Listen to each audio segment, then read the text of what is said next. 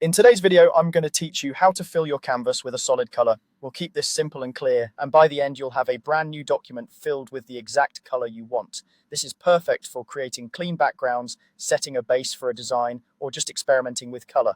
Start by opening your design app and heading to File, then New to create a new document. You'll see a setup window where you can choose the size and orientation that fits your project.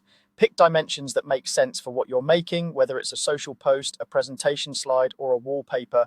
You can also confirm the resolution and color mode your workflow requires. But don't worry too much. What matters for this demo is simply getting a fresh blank canvas ready to go. Next, select the Paint Bucket tool. You'll usually find it in the toolbar, often represented by an icon that looks like a tilted bucket pouring paint. In many apps, the keyboard shortcut is G, which is a quick way to get to it.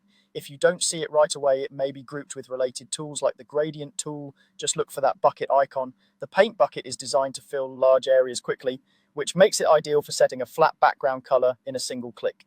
Now it's time to choose your color. Use your color picker, the panel or dialog where you control hue, saturation, and brightness to dial in exactly what you want. You can drag through the color spectrum, adjust sliders, or type a specific value if you have one in mind.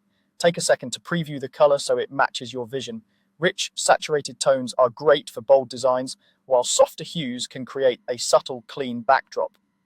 With your color selected and the Paint Bucket tool active, move your cursor over the canvas and click once.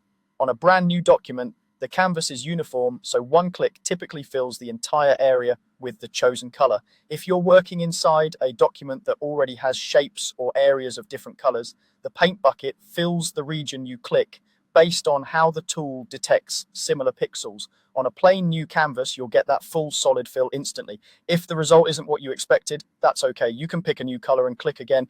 You can always undo and try a different shade until it feels right. And that's it.